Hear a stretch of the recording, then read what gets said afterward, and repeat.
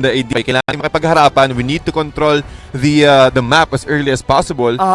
Pati yung si Hilda, kapag nakakuha siya ng magandang stacks or ng early stacks, isa siya sa mga pwedeng makapag-burst kaagad. Tingin mo ba this is the alpha play coming from Bren Esports or this is a YSS perhaps? Pero parang bitin ako sa YSS, Kuya TDC Ang strength kasi ng alpha, meron siyang true damage and slow.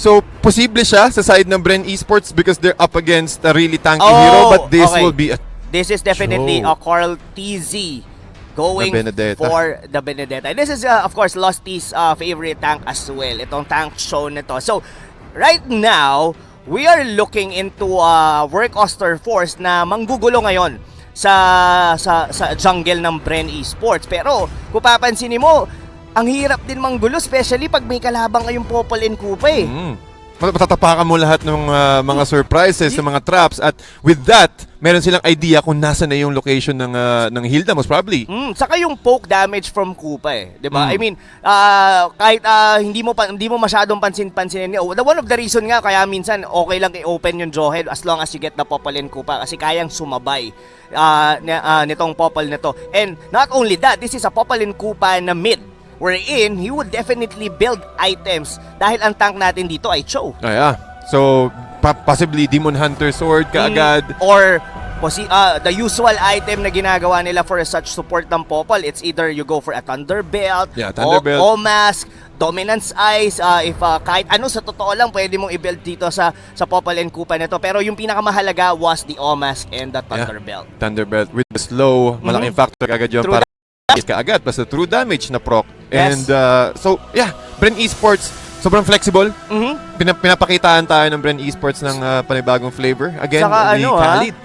Ang ano dito for Bren Esports, medyo early aggression din sila kasi we all know how Carl TC plays a Benedetta.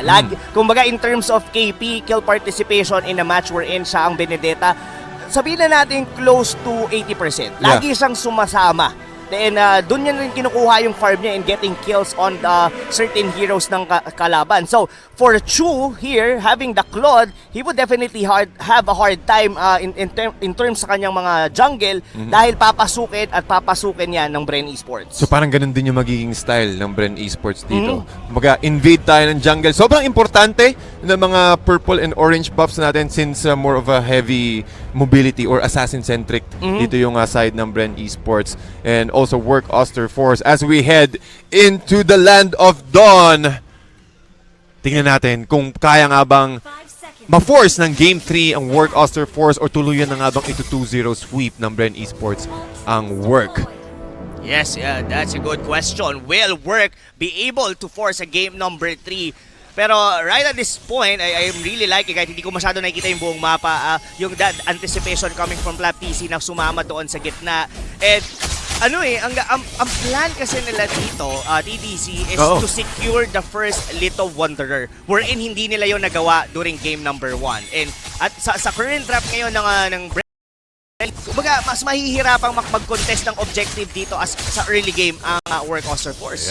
Nakikita agad natin dito na gumagawa ng paraan ang Work Auster Force para magkaroon at least ng control sa early. Pero kita mo naman kung gaano kasakit yung damage ng Popol and Kupa. Pero mukhang tinamaan din ang Curse Crow plus the 2 combo dito ni Kosei. And Work Auster Force will get that first blood. Pero si Raybo naka-exchange din naman. Concussive Blast para kay Lusty, not enough to take down RTZ. Yung Soul Blue, muntik pa nga na ma-take down si Lusty doon. But with that flicker, he's able to disengage. Yes, and I thought ang mamamatay doon was actually Unravel because of the poke na ginawa nila Few and as well with Lusty. But ang ganda ng backup ni Kosei. That's one of the reason bakit sila ang nakakuha ng first blood. Fortunately, hindi na invadean si Carl and as well nakabawi doon yung Chango ni Ribo. At meron pa siyang Impure Rage, so hindi niya kailangan umuwi actually. So kaya niya makipagbakbakan kay Kosei as early as possible.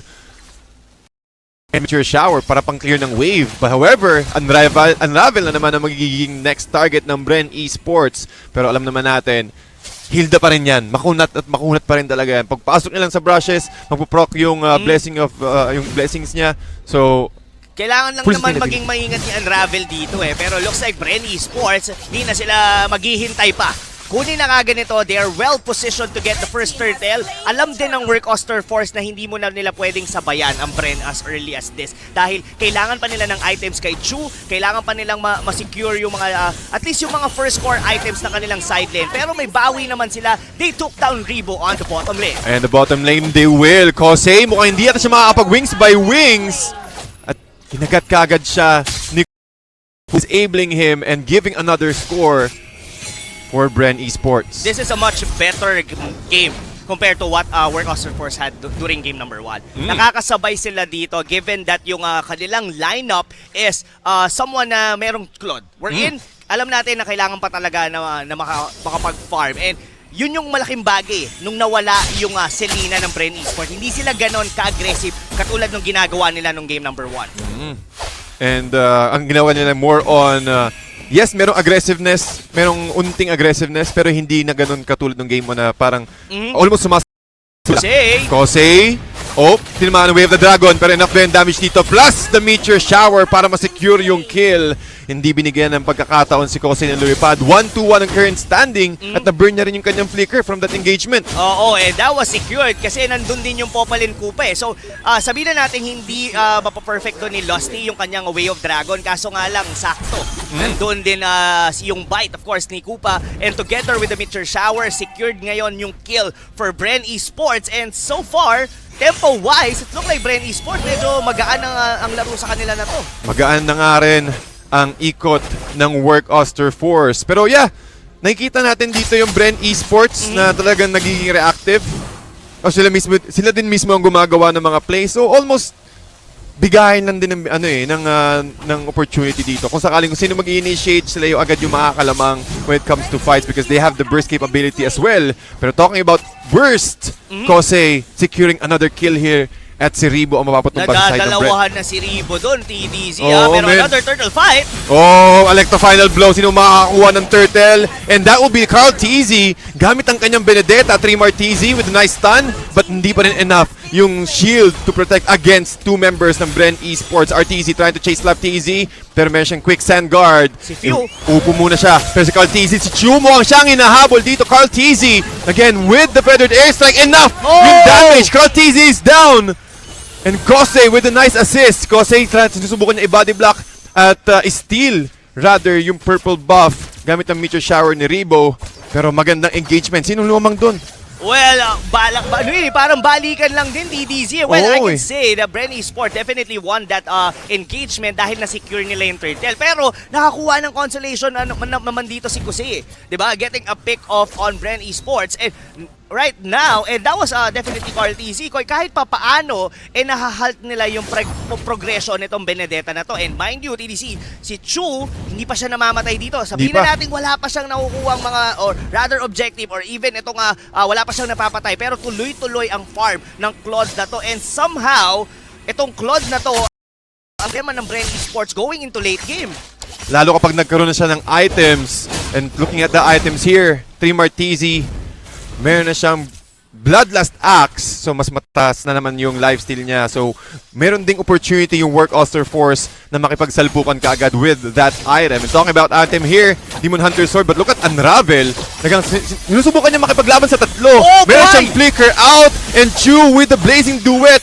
Not that much damage. Si RTC sinusubukan niya i-take down si Rebo. Almost half HP from that Soul Bloom. Pero Work Auster Force, meron silang opportunity to play aggressively, pero ang Bren Esports absorb, parang calculated nila yung damage output ng Work Auster Force. Oo, and alam mo TDC, yung ginagawa nila Unravel and RTZ, they are just buying time to the point na makapag-farm si Chu, and sobrang libre. Actually, uses Blazing Duet doon sa gitna, and as well, getting all that energy, or rather yung turrets doon ng Bren Esports. So, ngayon, ang ginagawa ngayon dito ng Work Auster Force, just holding the line, just give enough time para sa mga damage dealer nila. Even 3-mar confident na ngayon siya dito. Yep, sobrang confident niya with the Festival of Blood additional lifesteal at nagkaroon tayo ng engagement dito sa may bottom lane. RTZ will secure that kill using the Soul Bloom, pero si Few ang magiging next target dito. Bite M. Kupa ang naging sagot ni Few, but Flap-TZ will be the ones going to secure that kill.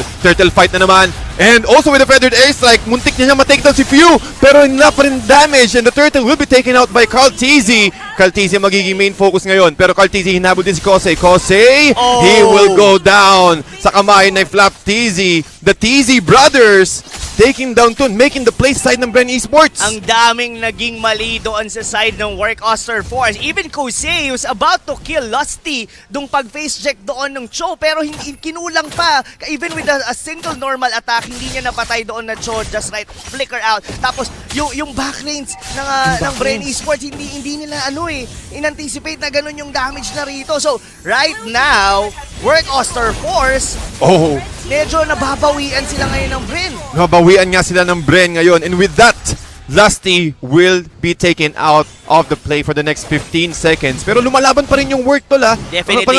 Talagang naghahantay lang din sila na, okay, kailangan lang natin i-endure yung first part of the game. Pero kapag si Chu nagka-item na, meron siyang Raptor Machete plus the Demon Hunter Sword. Plus siguro isa pang item, on top of that, pwede na agad silang mag-engage. Since medyo maaga pa rin naman, Rob, it's just 8 minutes, pero talking about momentum and talking about the tempo, Bren Esports ang may hawak nun. Oo, pero kailangan nila maging mindful dito at TDC. We've all known, of course, Claude is definitely gonna scale on the lane. And not only that, even Kosei, napansin ko yung damage ng kanyang feather airstrike kanina just by 2 pops, kayang-kaya niya na kagad na makapatay ng mga squishy lineups dito from the Bren Esports. Yeah. Pero ang maganda lang sa Bren, yung aggression nila hindi humihinto. Talaga tuloy-tuloy to the point na ang Work Auster Force, kailangan nilang sumabay. And it all thanks to RTZ and Unravel kung paano sila nakakasabay ngayon dito sa mid-game. Look at the gold lead ngayon dito. This is, what, 3,000 lead on Bren Esports. Pero hindi natin masyadong ramdam yun kasi ang ganda rin ng, ng depensa ng Work. Yep, and giving some space dito sa side ng Work Auster Force to at least find an opening. At yun yung magiging sagot dito ng Work Auster Force. RTZ taking out Carl-TZ. Unravel ang magiging target. And Few, hindi pa rin enough yung damage up against a very tanky Hilda. Ang ganda ng pick-off na yun, TDC. And that was with the help of course, the support of Work Auster Force. And right now, walang jungler ang Bren Esports. And this is a good opportunity para sa Work na bumawi sa torre. An opportunity they will have. Mukhang mauhuli si Flap-TZ. Shut down. 320 gold ang makakuha niya. But Lusty with the way of the dragon. Si Unravel na nakuha. But Few, nagabang pa rin sa likod with the Popol Surprise na stun at na slow ang members ng Work Auster Force. And also a nice attempt from Rebo to use his Meteor Shower, pero the other way around ang ginawa ng Work Auster Force. Doon tayo sa kabila.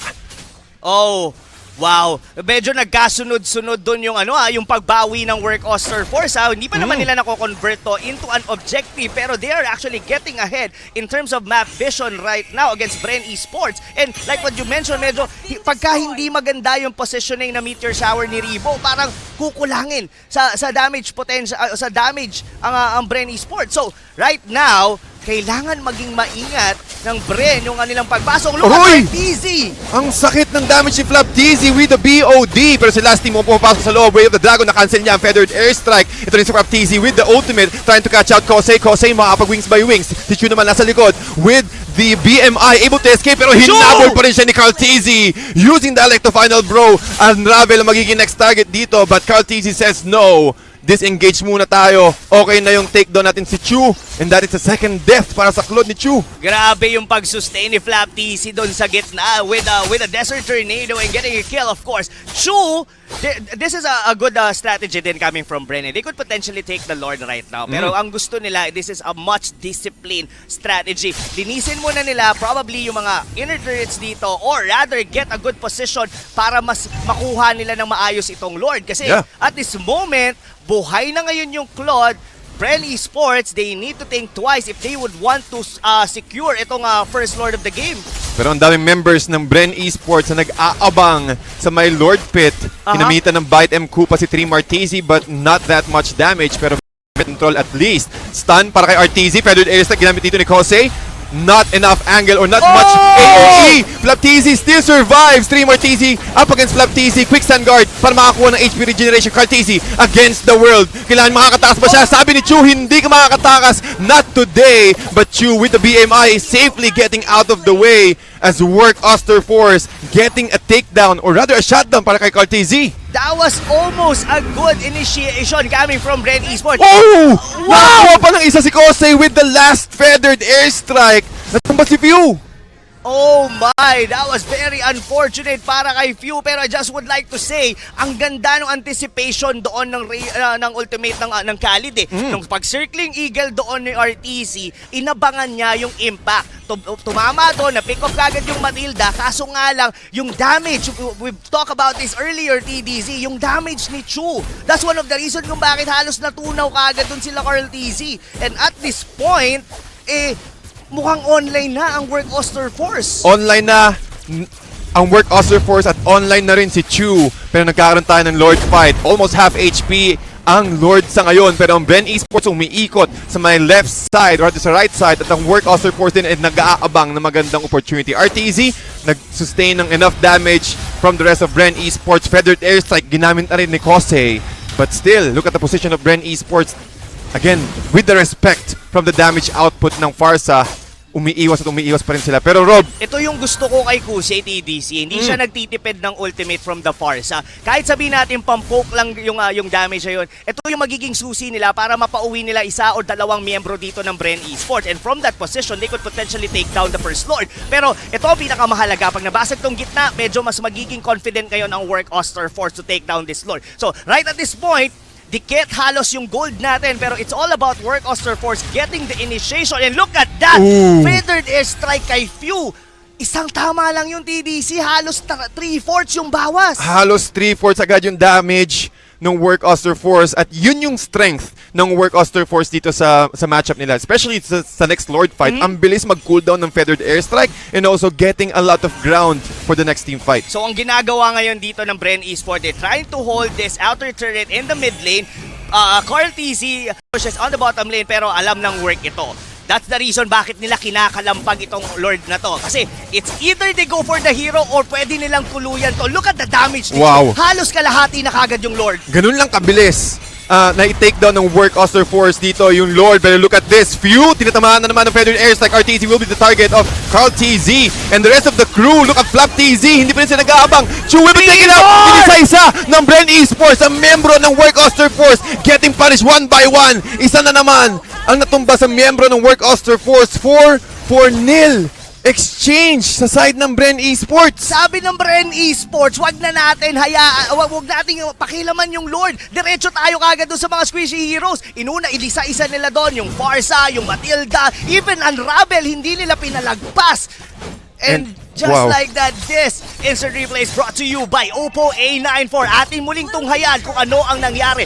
Look at that. Binabawas-bawasan ng Work Auster Force yung Lord. Sino ang magsa-start ng initiation na to? Look at on the back lanes. Si yung Few is actually going for RTC. The Feather Airstrike, hindi nila na-pick off doon yung Popol and Koopa. On the back lanes, ginugulo ni Flap-TZ.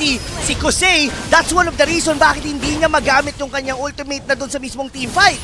Pati ang ganda rin ng angle dun ni Meteor Shower ni Rebo at catching every members of Work na nasa loob ng Lord Pit. So parang trap.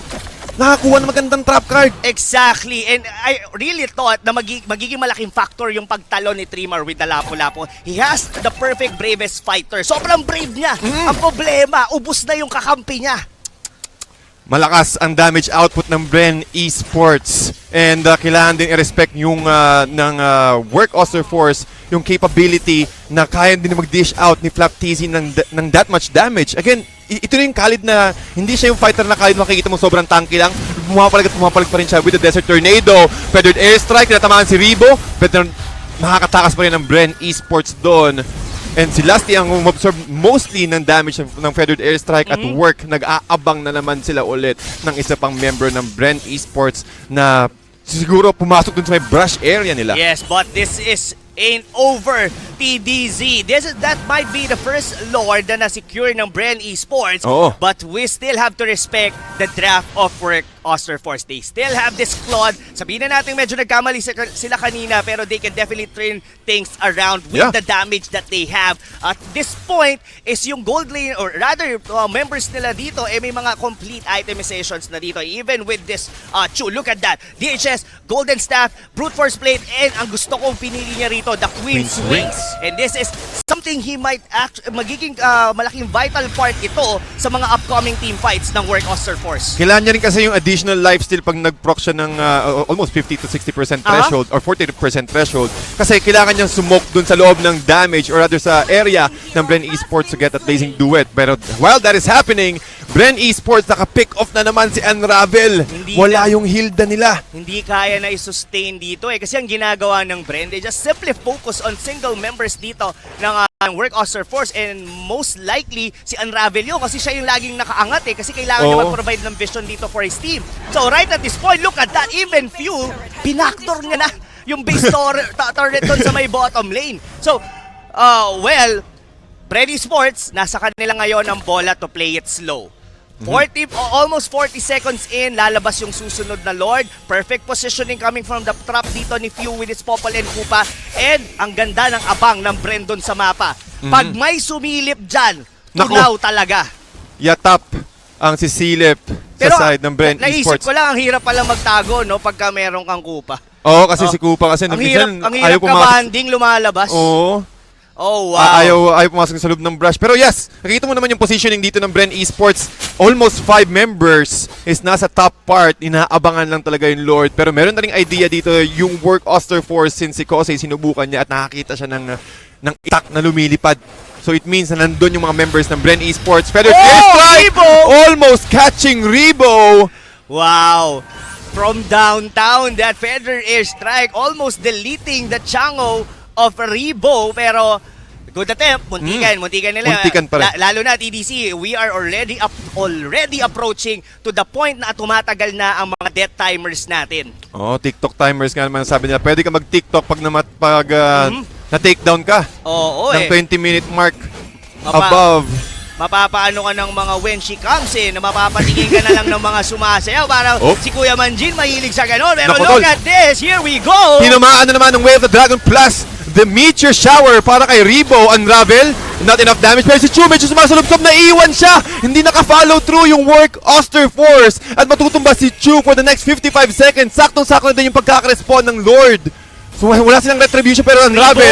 And also with the feathered airstrike from Kosei. Pero na-sandwich play ng Bren Esports ang members ng Work Auster Force. Pero with the ultimate from Flat TZ. Third 3 Martizi. Carl TZ trying to run away. Pero si Lasty din nag-aabang din sa likod. At mukhang si Kosei yung inaabangan niya. Merong immortality dito si Lasty. Pero makakakuha ba siya? Mapapap ba nila yung immortality ni Lasty dito? But no! With the Shunpo, Bren Esports able to... Grabe yung micro-handle, DDC. Nakita mo ba yun? Pinaglaruan nila yung pader. Oh no, these two teams is really showing up. Carl TC, hindi ka pwedeng mapitas dito.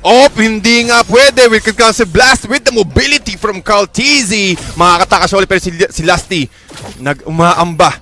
Ginagamit kanyang Jeet Kundo para lang magkaroon ng unting trap. Pero Rob, tinan mo yung top and bottom lane. Kailangan i-show muna ng Work Auster Force para mas magkaroon sila ng magandang positioning, opportunity to contest the next Lord. Kasi kung iisipin mo, hindi pwede rin kasing biglang i-fake Lord, sabay si Carl TC, biglang mag-sneaky play, sumegway, makabasag. Look at that. Almost lock item and he has already a malefic roar. Dalawa sa kanila. Even si Few. Ganito ka-farm itong Popol and Koopa na to. Kaya even Unravel with the tank, ramdam niya talaga yung aso ni Few. Ang sakit talaga.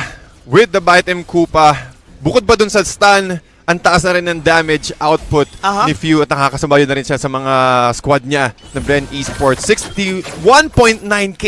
62 ang Bren Esports, abang ang Work 59. Hindi naman ganun kalayo, pero talking about objectives, Well, Isang turret na lang ang naiiwan sa Work Auster Force. At this point, TDC, goal doesn't matter. Ang pinakamahalaga dito wag kang mapitas.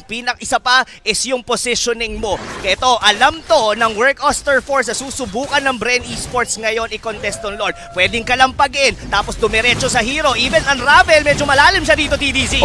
Si Flap TZ na-absorb yung damage ng Feathered Airstrike pero na-stop siya ni Lasty. Lasty ang magiging next target ngayon ng Work Auster Force. Pinapatakbo, but with the Meteor Shower, Unravel, buhay pa rin, but si RTZ medyo lumalim. Hindi agad nakapag-follow through. Ang Work Auster Force, si Chu is also exposed. Pero si Cartesian magiging main target dito. Chu is still trying to catch out the rest of the members of Bren Esports. Pero si Cartesian with a nice jump. Raging slash. Popping the immortality of Lusty. Pero na-isolate siya ngayon ng Bren Esports. Ito na ang turn ng Bren Esports with the way of the dragon. Plus the Meteor Shower.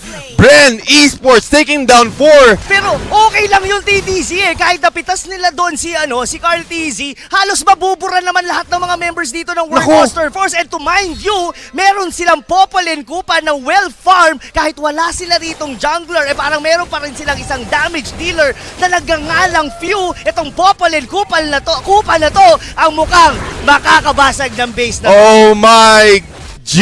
Bren Esports! Hindi binigyan ng pagkakataon ang Work Auster Force para maagante with this rematch. And this winning moment is brought to you by Head and Shoulders.